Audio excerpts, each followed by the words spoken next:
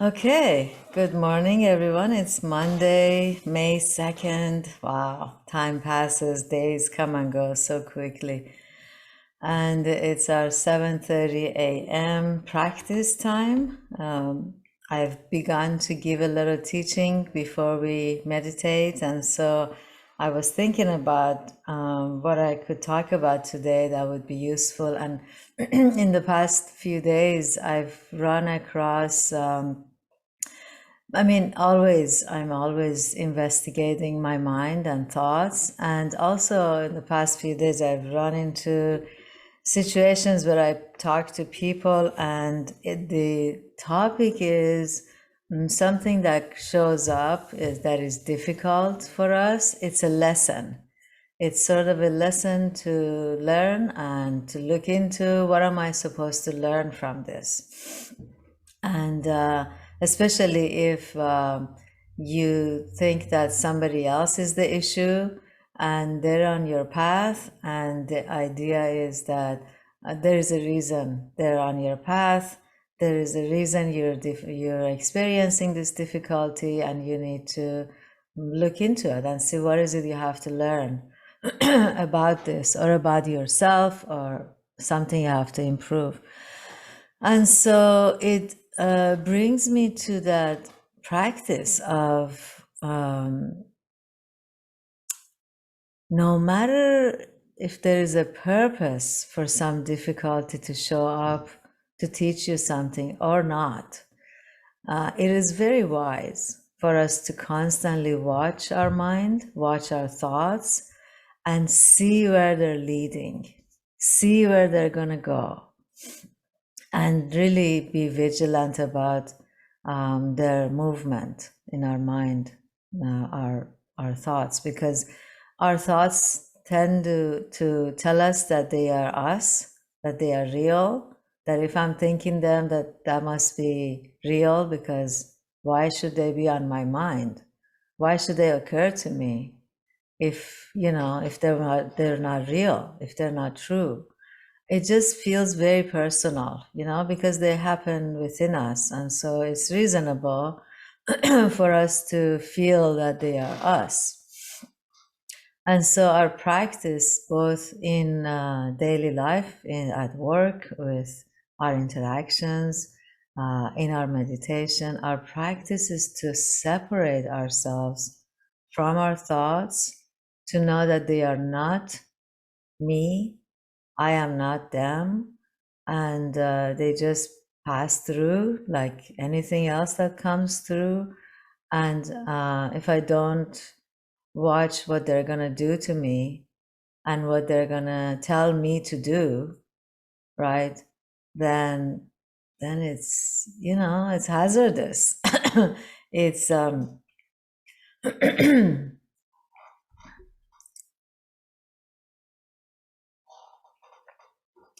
it's a possibility for constantly being up and down, and not understanding what's going on, making wrong assumptions, making wrong conclusions, even our deductions, where we have clues about things, even those can be off, when we are not examining our thoughts. So I thought maybe that's what we kind of look at right now, so that we don't have to wait for something difficult to happen, for someone difficult to give us a hard time, for a situation to be difficult for us, to then go look at, see, what is it I'm supposed to learn from this?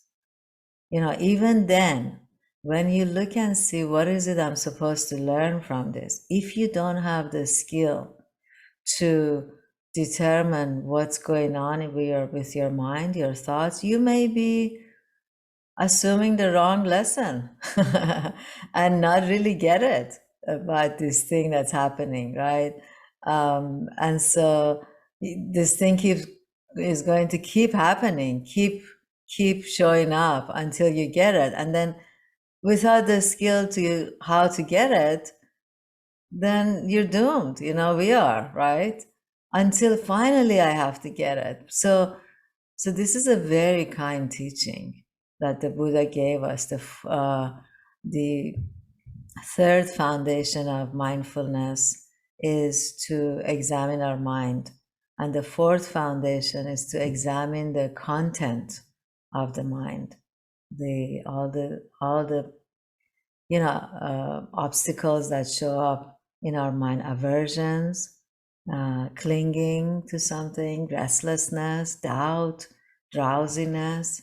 These are the content of our mind. And so it's a very kind teaching, very fruitful practice for us to pick up, to become skilled at, so that we could examine everything, not just the hard stuff.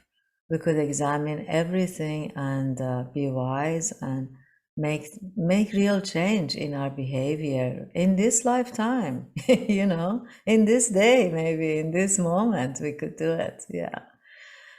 So, with that in mind, I'd like to invite all of us to sit in meditation and utilize our time in with ourselves, which meditation practice is um, very personal, very precious. It's a important time not to waste or take for granted.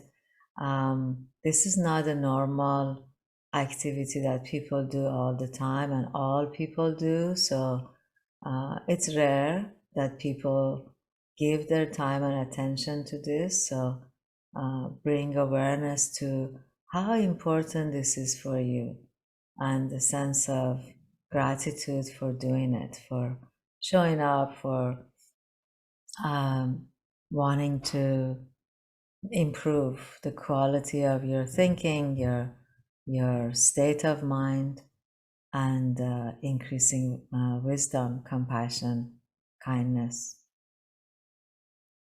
So let's take a deep breath in. Together, we experience one full inhalation from the beginning of the breath to the middle of the breath and the end of the breath. And then a full exhalation from the beginning of the breath to the middle of the breath and the end of the breath, slowly exhaling everything in your chest, in your abdomen, and not leave any breath behind because it becomes stale, it's not useful. Breathe in and out a few times.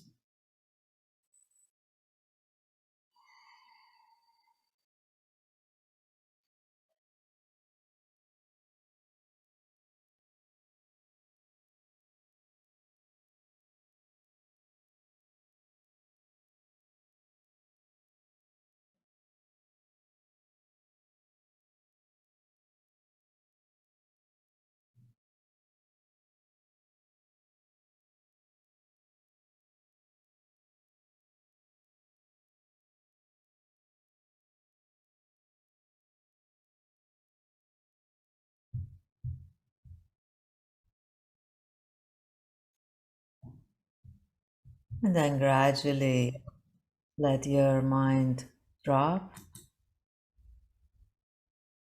Let your attention drop in your chest, into your breath,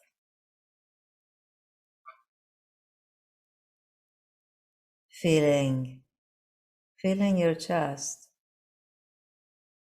the gentle rhythm,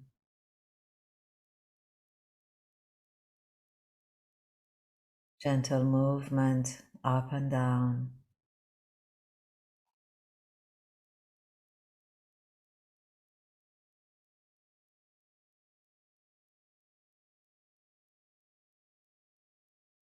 Let's see if you can just pin your attention to that gentle movement of the chest. If the breath is uncomfortable for you, It's okay, you don't have to focus on it. It sometimes can be if someone is experiencing anxiety or anything like that.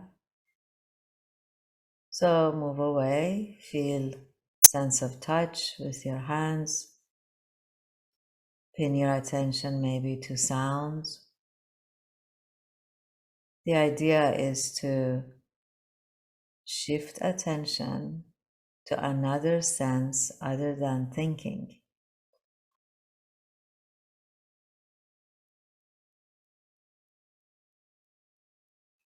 And so, primarily or usually, we take the breath, but the breath is not the only thing if it's not comfortable.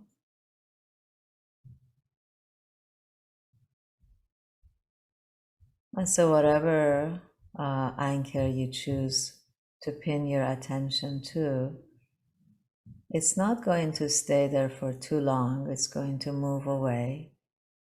And your goal is to bring it back and just experience that sensation. And when you do, notice how your mind is quiet, even if it's for one breath. For that one breath, the mind is quiet, it's peaceful. So let's together examine that. Examine what does it feel like for the mind to be quiet? What is it like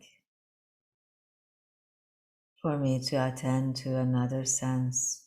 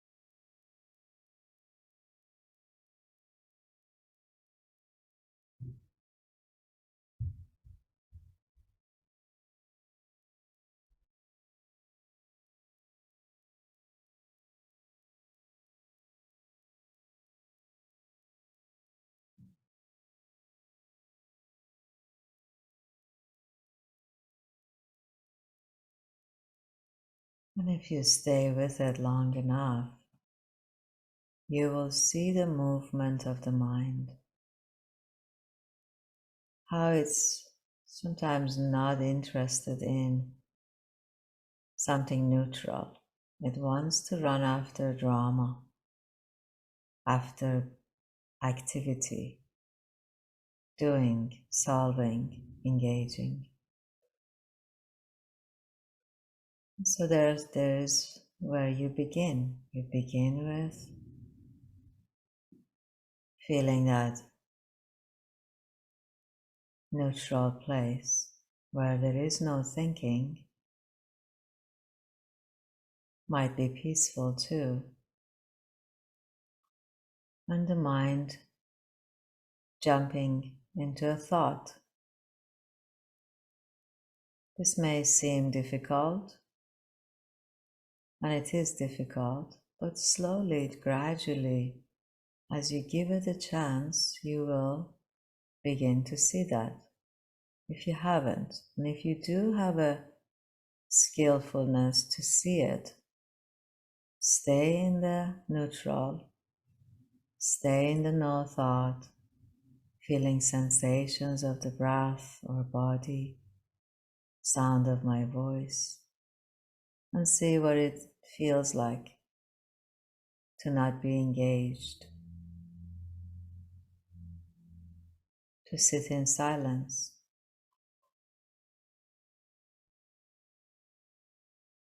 Let's do that together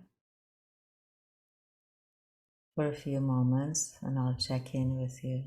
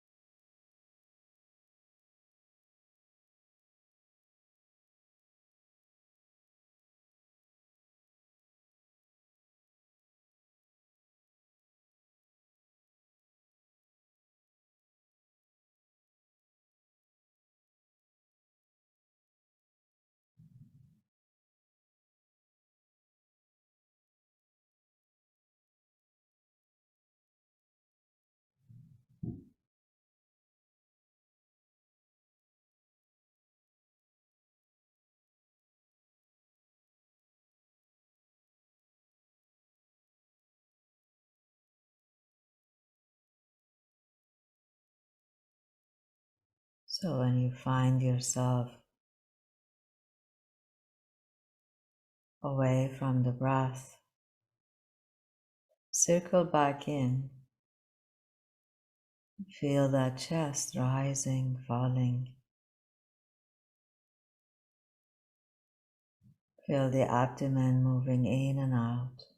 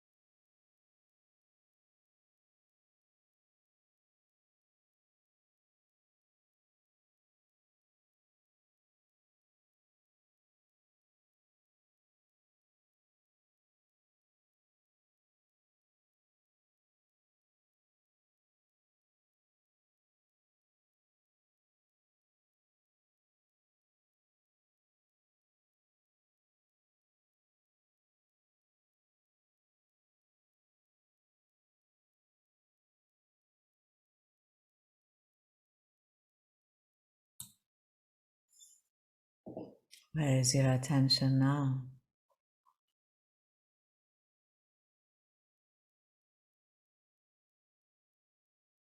You can see the difference between feeling one breath. What does that feel like? And being engaged in a thought that is not so charged. Maybe it's neutral thought. You could see that. How does that feel? When you're engaged in a thought that is unpleasant, how does that feel? When you're engaged in a thought that is pleasant or even fantasy like, what does that feel like? This mindfulness has four foundations or frames of reference of the way we become mindful through experiencing our body, experiencing the feelings, both emotional and senses, experiencing knowing our thoughts, the content of our mind, and those that influence our mind.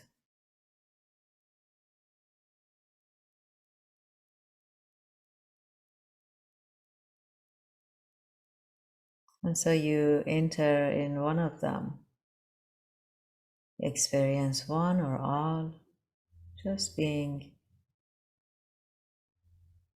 watching,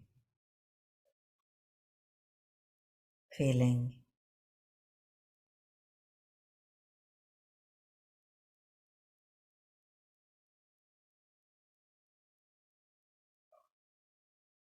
You can take a deep breath, enjoy that breath,